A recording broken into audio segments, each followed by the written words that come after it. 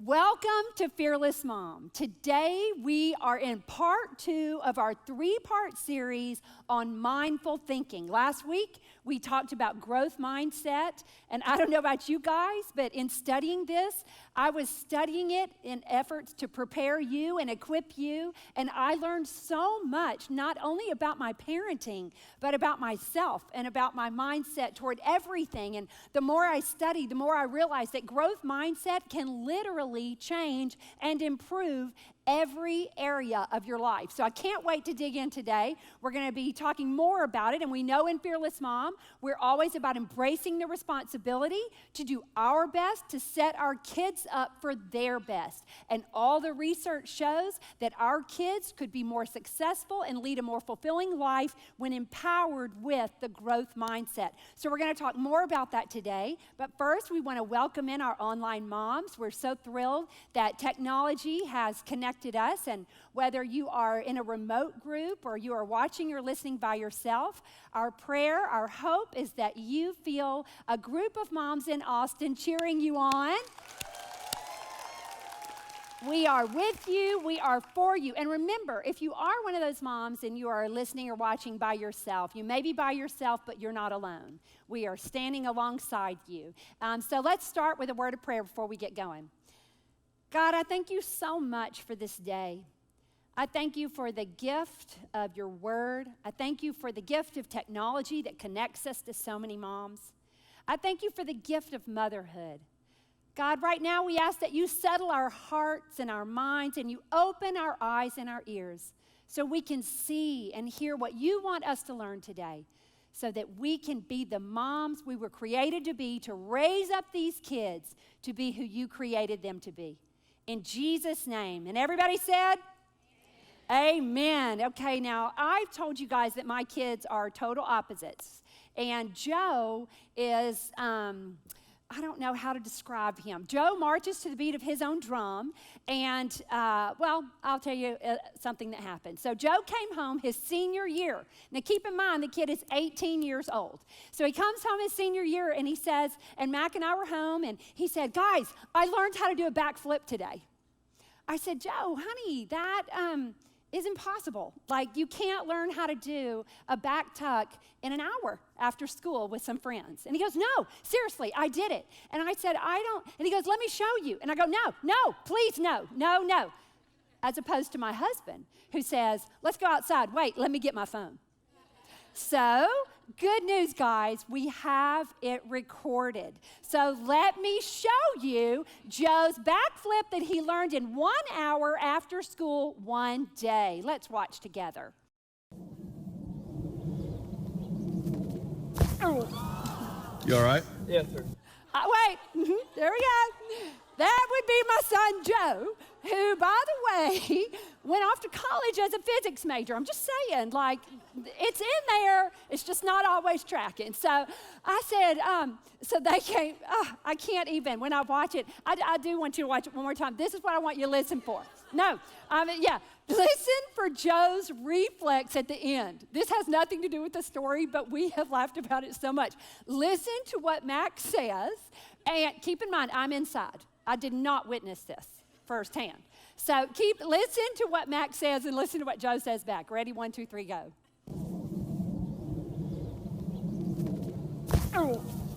You all right? Yes, sir. Yes, sir. Still has his manners intact, okay? Still has his manners intact. So that was Joe's attempt after 1 hour of practice learning a backflip. Well, then Joe graduates after he did have to sit out for a little while with a minor concussion. But yes, so then he goes off to college. So he's at Clemson University across the country, and he calls Mac and me, and he goes, guys, I joined the gymnastics club. We said, that's amazing, Joe. Do you do gymnastics? And guess what he said? I wanted to learn how to do a backflip. We were like, that is awesome. We are so glad that we've sent you to college to learn how to do a backflip. So it's about a week later, and we get this video.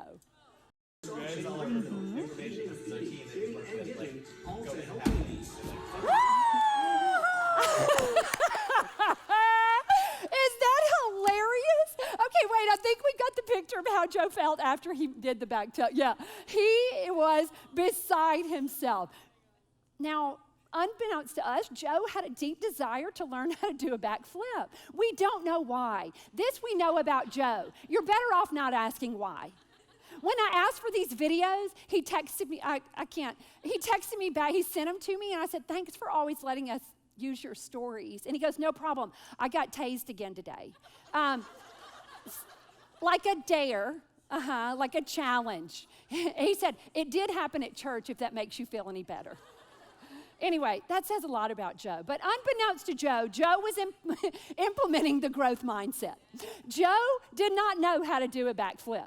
But Joe approached it as, I don't know how to do a backflip yet. Everybody say yet.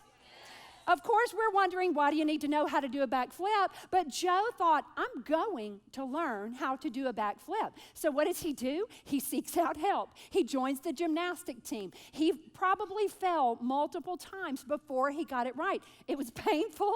It should have been embarrassing. And it was hard work, but he did it.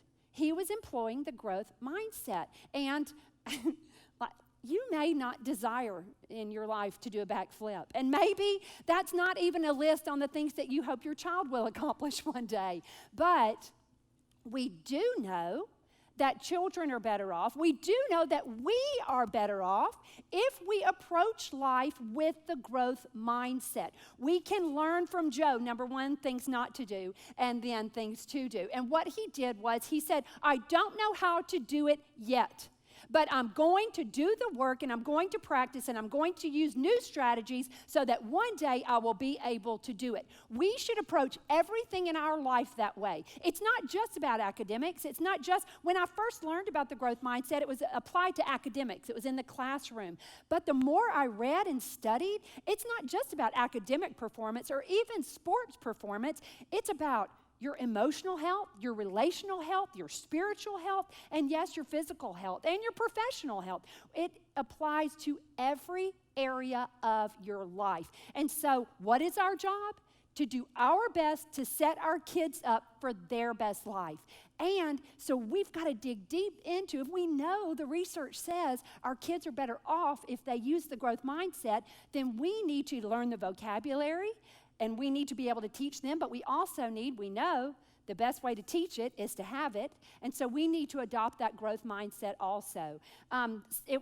Stanford psychologist Carol Dweck is the one who came up with the terms growth mindset versus fixed mindset. And she studied children, students, and adults who applied the growth mindset, and she tracked them, and she saw high achievers achieve higher. She saw low achievers achieve higher. She saw that not only did they embrace the work, they enjoyed the work as they were doing it. So it was a completely different shift in thinking. Mindset is more than what you think about one thing. Mindset is more than what you think about one thing. Mindset is how you think about everything. So it's not just a thought about homework, or a thought about math, or a thought about a backflip, or a thought about making the team. It is how you think about everything. It is embracing the concept of, I can work hard and I can achieve. It's giving kids, giving ourselves hope and control. It is your belief system. A fixed mindset, just for review, is the belief that abilities and aptitudes are static. Either you have it or you don't. Either you're an artist or you're not. You're an athlete or you're not. You're a scholar or you're not. It's fixed. And you can see how discouraging that could feel to a child who has an assignment and then tries to work on the assignment, doesn't understand it, and then goes, I'm not smart enough. So that fixed mindset stops us in our tracks and keeps us from progressing and growing. Whereas the growth mindset is the belief that abilities and aptitudes are fluid and can be developed. Abilities and aptitudes, relationships, professional achievement, emotional health can be worked on, can be developed. The growth mindset applies to everything. People who adopt this mindset have a different outlook about life in general. And I believe it gives people hope and control. It says, It removes the victim mentality and says, I can do something about this. I don't like where I am now, but I have control and I can hope for a better future. So I think it's super important. I'm going to stick the chart up one more time. So those of you who didn't get it the first time, I would encourage you to snap it with your phone. The fixed mindset versus the growth mindset. Fixed mindset avoids challenges, ignores feedback and criticism, gives up easily, envious of others' success, gets stuck after failure, and quits learning after school years. Versus the growth mindset embraces the challenges, learns from feedback and criticism, never gives up, inspired by other successes, learns from failure, and continues learning. Yeah, I think one of the biggest things to me when I look at that chart is there's no shame in failure. And there's no shame in struggle. I think that kids, I've seen it in the classroom, I've seen it in working with kids and students in church. There is something about struggle, and whether it's struggle academically or struggling to make the team, whatever it is, we reward when it comes naturally. We reward and we go, wow, man, and they want to be a natural. They want to be seen as someone that it comes easy to them, as opposed to someone who worked for it. If a child struggles in math, then they're embarrassed that they struggle. We want to remove that shame. We want to remove that embarrassment, and we want to praise that hard work because we know that that's going to get them farther in life. But it's a mindset not only, like I said, in the classroom, but elsewhere too. When a child views failure and struggle as something that is valuable, as an opportunity, or even as a necessity for learning and growing, then they approach everything differently. And what about not just a child, but an adult who approaches criticism and critique and feedback as not only an opportunity, but a necessity for getting better? Think about it in your marriage. It's a two-way street here. And if my husband says to me, it's not a correction, but something that I could do better in our relationship, something that bothers him, well, my reflex can be, well, he doesn't know anything. He doesn't know the whole story. And that's my fixed mindset. I'm offended and I'm not receiving that. Or I can go, this is his perspective. I listen. I filter it, and I'm not offended by it. You see how it can make my relationship better. It affects every area of your life. Now, before I go any further, I do want to clarify this. Last week, I told the story about Emily and AP Chemistry, and she did remind me that she did pass that class with a 72. Just by the hair of her chinny chin chin. But she passed the class. It did not help her GPA. I told y'all that. It actually hurt her GPA. But in the end, all of her scholarships came from her test scores. And she will tell you the reason I did well on my test was because I had that class where I learned how to prioritize questions that I knew and questions that I didn't know. So I don't know if she was just saying that to make me feel better, but that is what she said. This is the thing about challenging classes and all of that kind of stuff. How do we know how hard to push our children? And should they take every AP class? Should we have them in advanced classes? There's no blanket statement. To teach your children, you must first study your children. And so you know your kids, you know your family schedule, you know your threshold, so you pray for wisdom, discernment, and common sense as you make those decisions. In our family, we said AP classes, those are amazing, but can you also do extracurricular? Can you also do church on Wednesday and Sunday? Can you also do family time? And do you have downtime?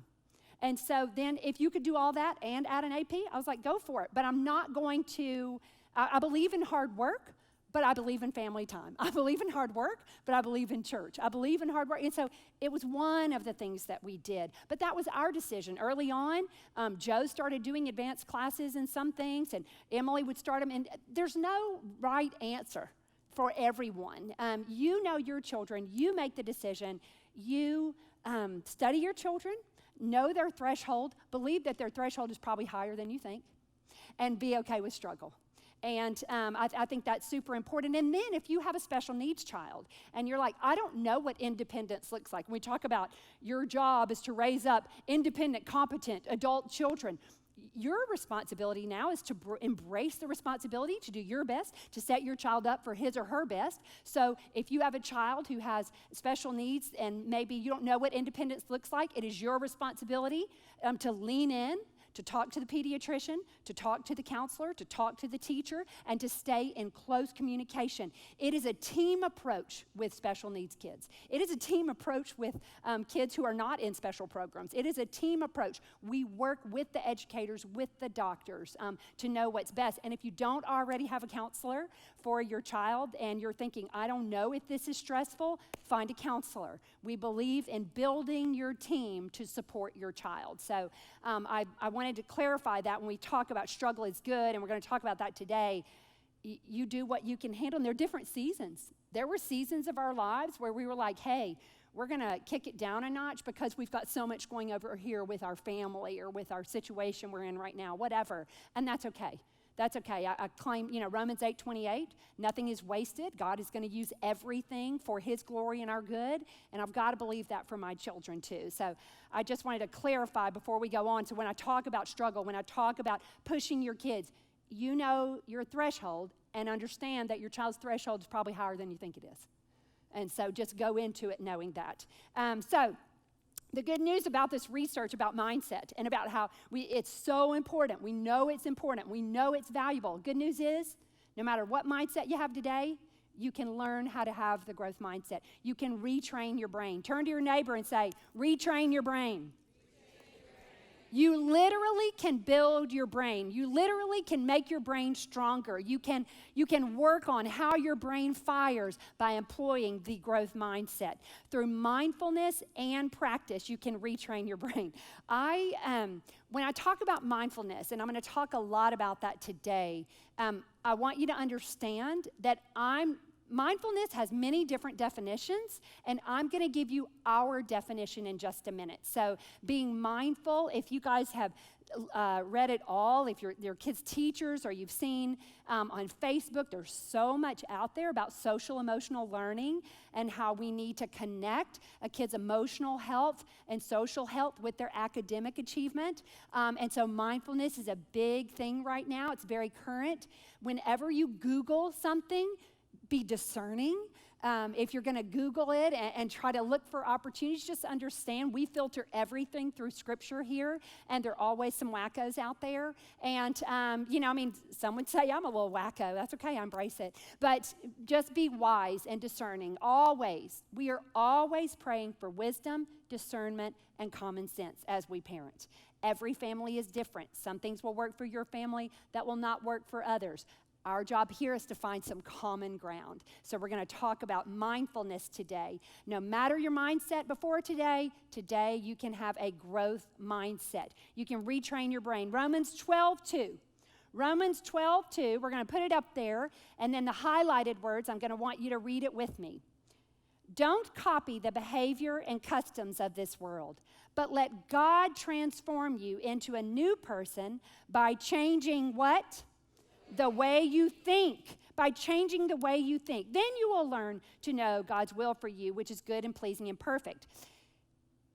Carol Dweck gave all this research about having the growth mindset. What do we do at Fearless Mom? We filter it through Scripture, and then we go, hey, guess what else? We've got God's power in us to change the way we think. And that's what this says. It says, let God transform you into a new person by changing what? The way you We know the power of the mind, and we know the power of the mindset. And my prayer is that you listened or watched last week and that you have examined your thoughts this week. You've paid attention to it to say, I know the fixed mindset. I'm set in my ways in some areas of my life, but I know the growth mindset can lead me to a more successful, more fulfilling life. And so we let God show us that, and then we change the way we think, because approaching your life, and again, not just academically, but emotionally, spiritually, relationally, professionally, all of the things, approaching it with a growth mindset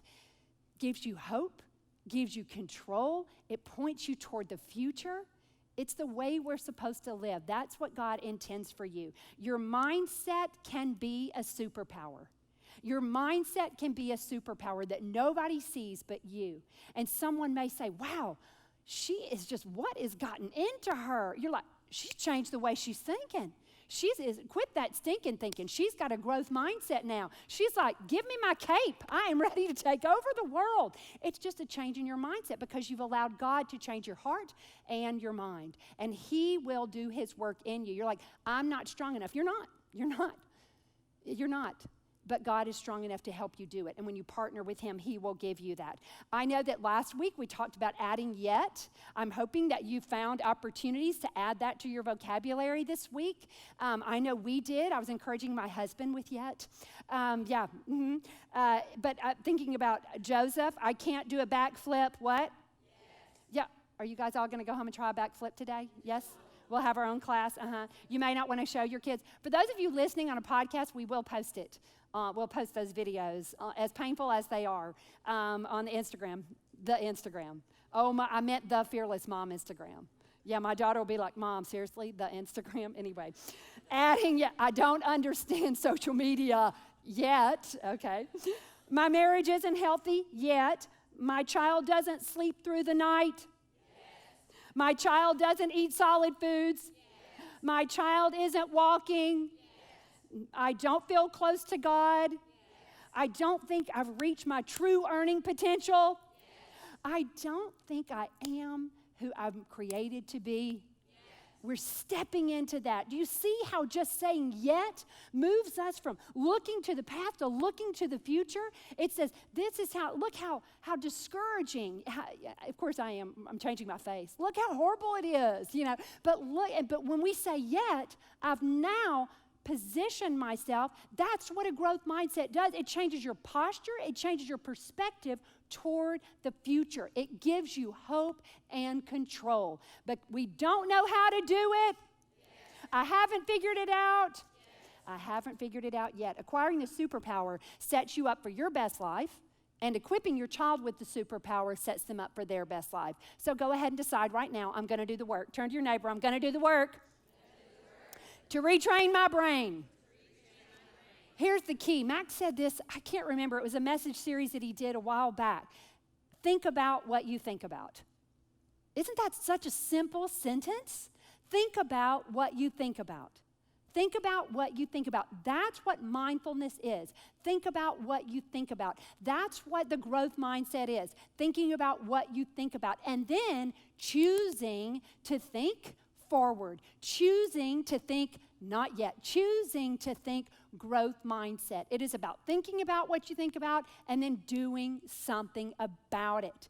Do something about it. Surround yourself with people who also encourage the growth mindset. Surround yourself with TV shows, podcasts, whatever it is that is filling your brain with more growth mindset. Be aware. I'm not saying ditch all your friends, We love everybody, but I'm aware of how I feel when I leave a coffee or I leave a lunch or I leave a play date, and then I go, you know what?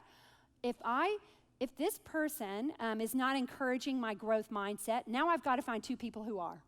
I'm in control of that, and I can make those decisions. Growth mindset. Think about what you think about. I want to remind you of the power, the superpower. Last week we talked about the power of yet, adding yet to something you cannot do yet. I do not cook in my house yet. Yes, that's mine. I'm going to go ahead and adopt that one. I used to, and then I stopped, and maybe what I prefer to say is I haven't ordered dinner. Yeah, I think that's going to be mine. The power of choice, making, I cannot control everyone around me, but I can always control how I approach and respond to them. I cannot control my circumstance right now, but I can always control how I approach that circumstance and respond to it. So it's the power of yet, the power of choice, and the power of praise. Praising the process, not the product. We're all about, that was, I made an A, Mom. Excellent. I saw that you worked so hard on that. Man, you really figured it out. I'm so glad you went in for tutoring. So you got to learn new strategies. We're praising the process, not the product. There's no shame in struggle. There's no shame in getting outside help. Now, this week I want to add to this list. We got 3 more. So the first one for today in changing your mindset is the power of struggle. We have to see struggle as not only an opportunity, but a necessity. It's changing our thinking. Changing our thinking. It's not just an opportunity. We've said that before. It is a necessity. When a child is learning to crawl, we put something in front of them. They crawl. We put it on video. We cheer for them. We don't pick them up. We let them crawl. We know it's necessary for their development. We are all about it. When a child's learning to walk, we video it, we document it, fall down. We don't worry about it. We celebrate it. We celebrate that physical struggle. Then they get into pre-K and they don't know how to hold their pencil. What's the word we say? Yet. They don't know how to hold their pencil, and we call the pediatrician, we look it up online, we get occupational therapy, we are all about it. And because we are like, we don't want any struggle. I bet he's embarrassed. I bet he's embarrassed about it. Honey, don't be embarrassed that you can't hold your pencil. And he's thinking, I wasn't until you just said that. And now we're putting all this on them. We don't want them to struggle. We certainly don't want them to feel less of a person. What if the other mothers? All the other mothers are going to be talking about him. And, okay, what happened? We were all about the struggle over here, and now we're mortified about the struggle. Hey, God, it's part of the process. Struggle is not only an opportunity, struggle is a necessity for development. And not only that, the only way to benefit from struggle is to struggle. The only way to benefit from struggle is to what? The hardest part of being, the hardest. Yeah, I'm going to say top 3. One of the top 3 hardest parts of parenting is to watch your child struggle. I teach this. I know this. My children are adults, all 4 adult children. The thought of any of them struggling makes me sick. I literally have a pit in my stomach, whether it's relationally, emotionally, I don't want him to struggle. I want them to be happy all the time. And so what do? Come over, let's have a snack. That's super healthy, isn't it? But I don't want them to struggle. And then I read this, and I'm like, the only way to benefit from struggle is to. It is not only an opportunity, I am intervening, I am delaying development when I do not let my child struggle. It is easier said than done. But I want you to consider your child in school, and how they perform there. Your child in a play group and how they perform there. Your child in a preschool and you're like, he's struggling socially, he bites, hey, no judgment here, man. Yeah, we are all about it. We want to help. We're a team, remember? We're a team and we work together. Remove the shame from struggle. Remove the shame. Your child gets extra tutoring. Your child has tested and they want to test your child to give him some extra help. Embrace it. This is not about me. This is not about my parenting. This is not about what people will think about me or even what people will think about him. This is doing my best to set him up for his best, and I'm going to embrace the opportunity because there's no shame in struggle. We're going to figure out new strategies, and this teacher is going to help you develop new strategies. There's no shame in struggle. Turn to your neighbor because she needs to hear it. There's no shame in struggle. Instead of teaching kids to avoid failure, we need to teach kids how to handle failure. Instead of teaching them to avoid risk, we need to teach them how to manage risk. That's the next one, the power of risk. The power of struggle, the power of risk. Now, to encourage my child to embrace risk, I don't ever want them to be embarrassed. I don't ever want them to experience disappointment. I want them to make every team. I want them to be the top player. I want them to be happy all the time.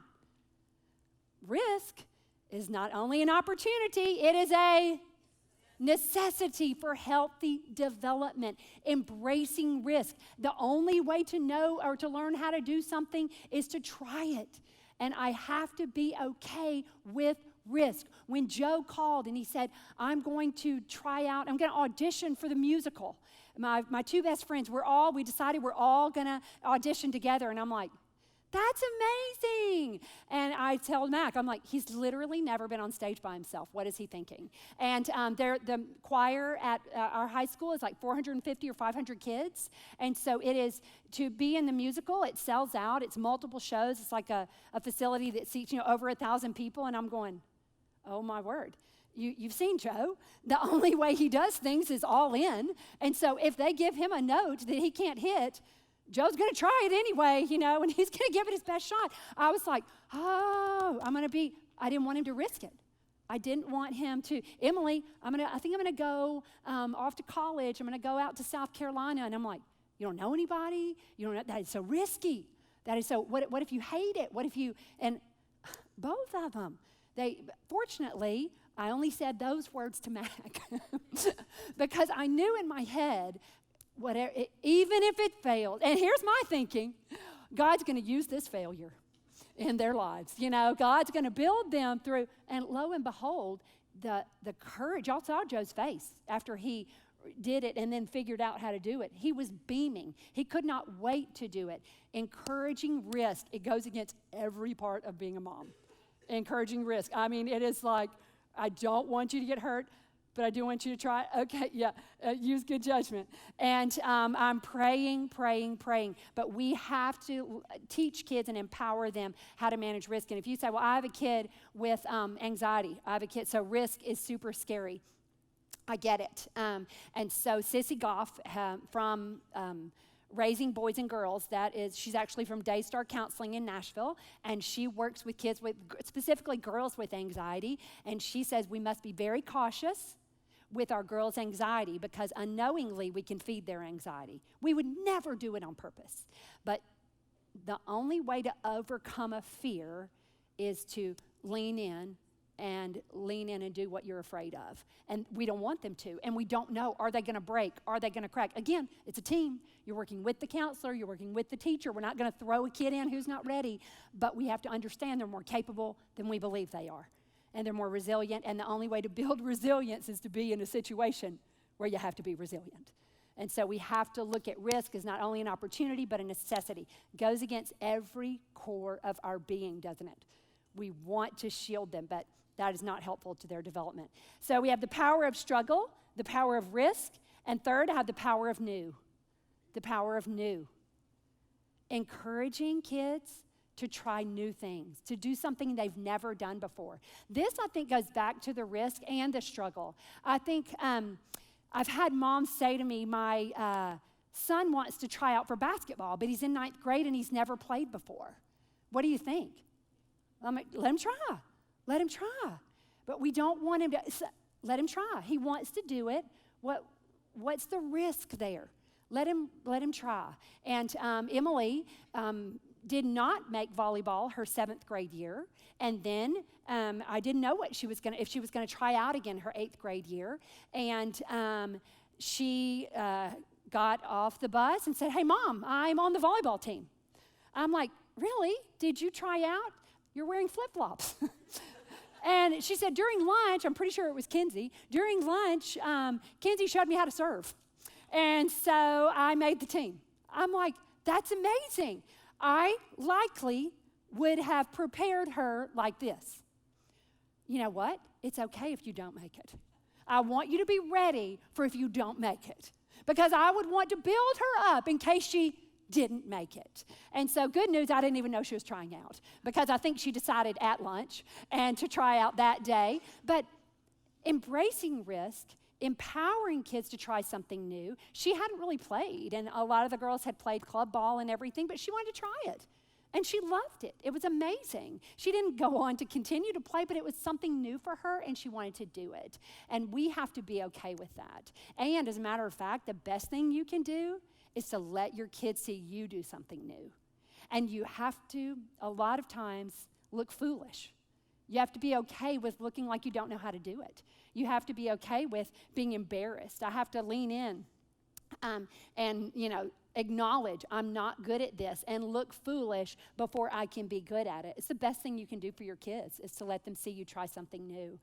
When I was Emily was in elementary school. We did the mother-daughter camp out, and our Girl Scout troop we were Troop 1809, and all the mothers would go to camp too. And so the first year, the girls were in first grade, and one of the mothers came out in her swimsuit for the water slide. And all the other mothers were all looking at her like, what, you're going to do the water slide? We thought this was for the girls. And she said, yeah, I'm going to do the water slide. And so we all went in and changed and came back out. The girls much preferred cheering us on as we flailed around and on the water slide. And we were looking like, I can't even imagine. So the next year we went to another camp, and it was a camp that had the blob right in the middle of the lake. The kayaks were over here. The rope swing was over here. Well, the girls were like, are y'all going to do it this year? Are y'all going to do it? And keep them up. They're like 20 girls and 20 moms. And we're like, we're doing it. And we're all looking at each other like, what are we thinking? And so on the blob, we get up there, and we're like, okay, who's going first? And we notice our girls were divided into groups. All the kayaks had come around to watch. All the people, the whole people in line for the rope swing were watching. You know why? They were loving watching their mothers try something new, to struggle. I mean, we were struggling. I am not going to lie. And it was obvious. We weren't hiding our struggle. But to try something new, to do something risky, you know, guys, our kids don't see moms do stuff like that enough. They may see their dads try new things. They see their dads embrace hobbies. We got to step out. We got to, get out there. I'm looking at Trina's nodding over here. She surfs, wake surfs, and with her daughter with it. I'm like, that is beast mode. That is what I want my girls to see. That I want them to see us try new things. That is why I've already told y'all I'm learning to barrel race. So on horseback, in a rodeo. But we have to embrace it. And what we found was by the time the girls got in 5th grade, we actually hosted a mother-daughter camp out for our entire school. And so it was all ages. And so what we said, okay, we're going to give an award. And so if you see your mom being brave, if you see your mom trying something new, you can come in and nominate her for the Funky Mom Award, because we were the Funky Monkeys. And so it was amazing. It was so empowering to those girls to see their moms. They would come in and say, my mom didn't want to do the rope swing. I did have a conversation with the moms before, and I would say, you will put your swimsuit on and you won't say one word about it. Because it is valuable for these girls to see every body type out here. And so if you don't feel comfortable, wear shorts. But we're not here for observing. We are here for participating and for leading our girls.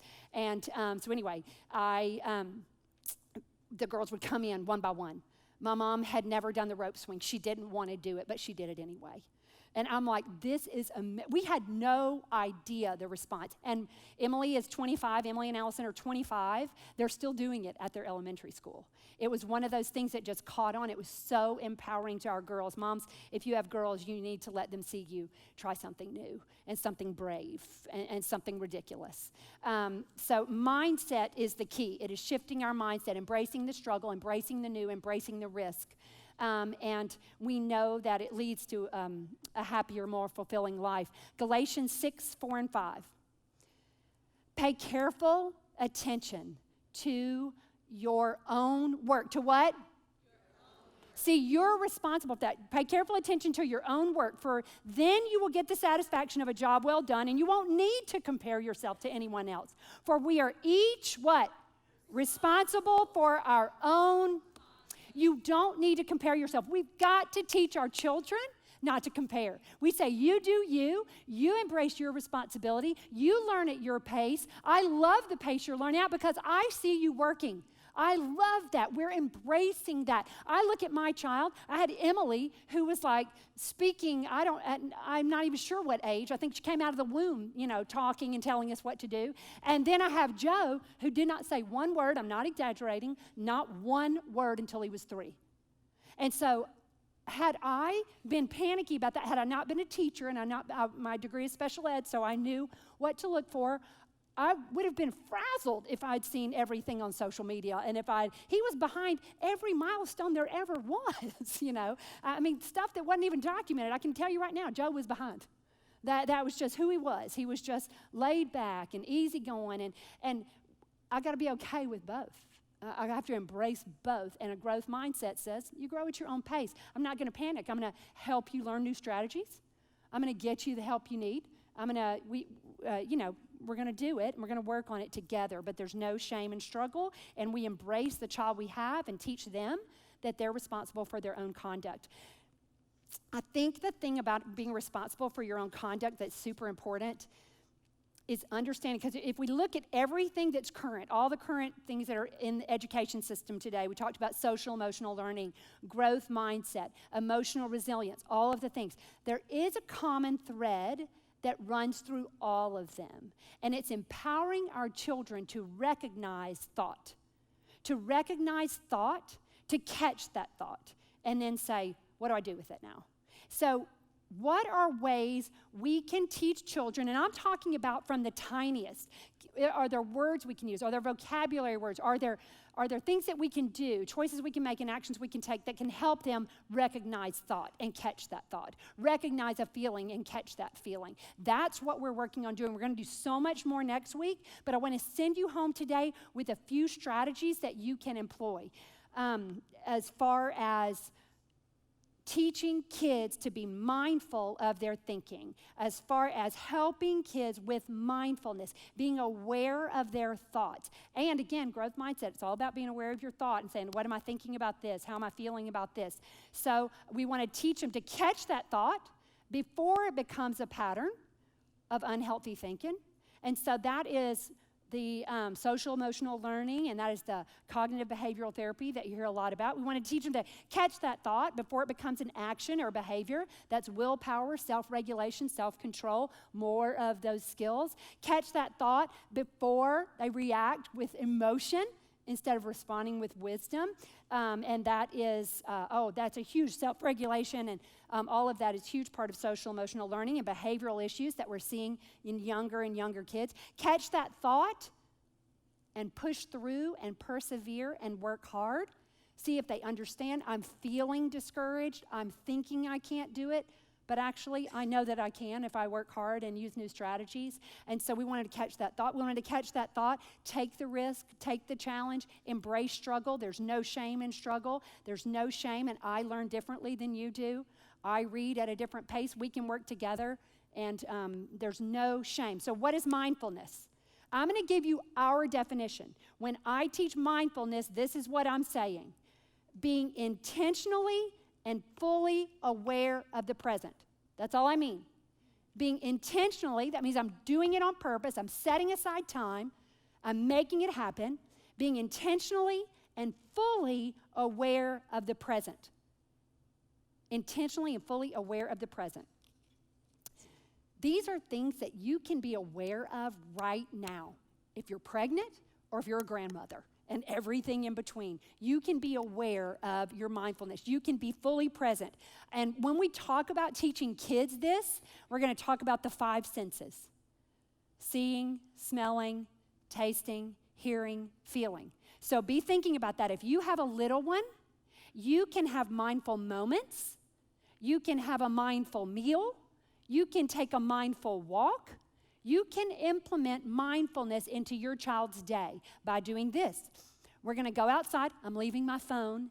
Heads up, if I'm going to be fully present, I'm going to leave my phone. It's okay if you don't document it and put it on Instagram. We believe that you are doing this, even if you don't post about it. So leave your phone inside. Go outside. Sit down. Breathe. What do you smell? What do you see? What do you hear? How does it feel? It's teaching kids to be fully present. It's stopping and breathing. Breathing literally builds the prefrontal cortex. If you can stop, feels awkward, doesn't it? You know why? Because we never do it. It feels awkward because we never do it. It shouldn't feel awkward. You should have some moments in your day where you're just, because now you've moved from your amygdala and reacting, with emotion to your prefrontal cortex. Now logic, reason, breathing, like cold water on a wound, get yourself some cold water. I hurt myself, put cold water on it. And the breathing is the same for emotional. It's amazing. Mindful moments. You breathe and then you consider all of your senses. A mindful meal.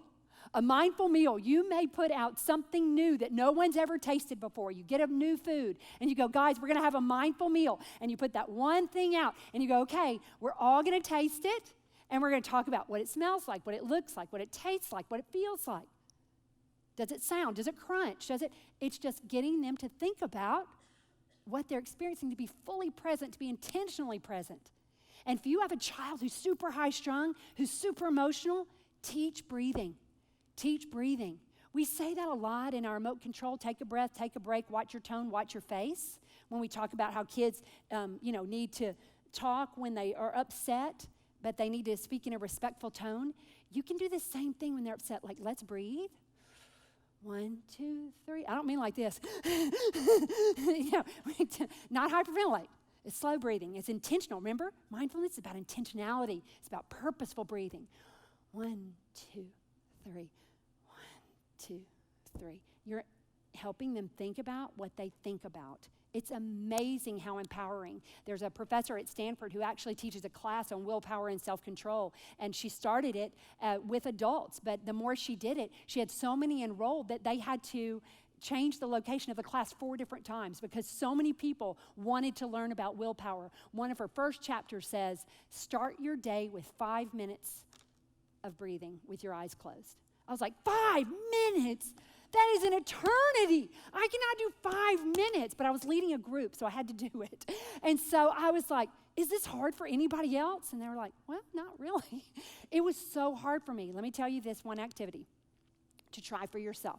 5 minutes of intentional breathing, and all you think about is your breath.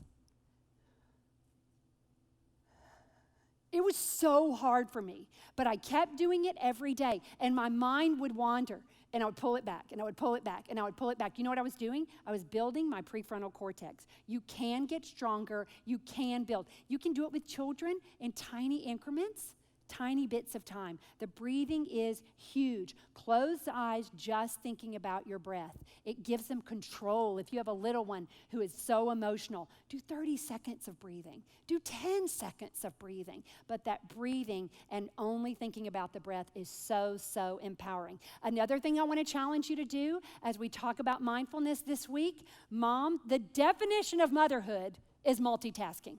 That is what we do. We do many things at one time, and we're great at it, and that's amazing. And we couldn't do our jobs if we could not multitask. But I want to challenge you to have a window of your day, maybe 2 windows, when you're single tasking. Choose to single task. Go, right now, I'm going to do this one thing, and that's all I'm going to do. Maybe you start with 10 minutes. I'm going to do this one thing. I'm just going to drink coffee. I'm going to do this one thing. And some of you are like, I reheat my coffee 5 times during the, yes, that's right.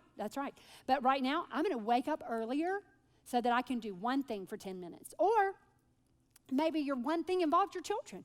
I'm going to do one thing. I'm going to sit and play this game. And for me, I was like, while the clothes are in the dryer. Let me put the clothes in the dryer first, and that way I'm not wasting time. Nope. I'm going to leave the clothes, and I'm going to do one thing. I'm going to be intentional, and I'm going to be deliberate, and I'm going to do one thing. It's hard. It is hard, but you can do it, and you'll find your brain growing. You'll find yourself being calmer. I promise you, it will impact every area of your life. Being mindful, we have to think about what we think about. God says, be changed by the renewing of your mind. Let God change how you think about things. He partners with you. You go, I can't do that. Yes, you can. You have to choose. You have to partner with Him. Let Him give you the strength. Find purpose in it. Find value. There's power in struggle. There's power in risk. There's power in new. This week, do something you've never done before. And this week, single task, which is probably the thing that you've never done before. And so maybe that's what you can do. But we're going to move into a time of reflection because I want you to take a minute. And it's uncomfortable sometimes. But I want you to say, God, show me how things really are. Show me how I can get better. I want to be the best mom I can be, so I'm going to approach this with honesty and humility. Show me what I can do this week to single task. Show me what I can do this week to build my prefrontal cortex. Show me what I can do this week to empower my child to build his prefrontal cortex. You can do it, guys, and God will not leave you hanging. Let's pray. God, thank you so much for this day. Thank you for the gift of scholars who study the mind and study the heart and teach us. Thank you for the gift of Scripture that we can meditate on, that we can be silent and hear truth from you. I ask right now, God, that you hover over every family represented, listening, watching, remote group in this room, that you remind us that everything can be used and will be used for your glory and our good. Help us to embrace struggle, embrace risk, and embrace new. In Jesus' name, amen.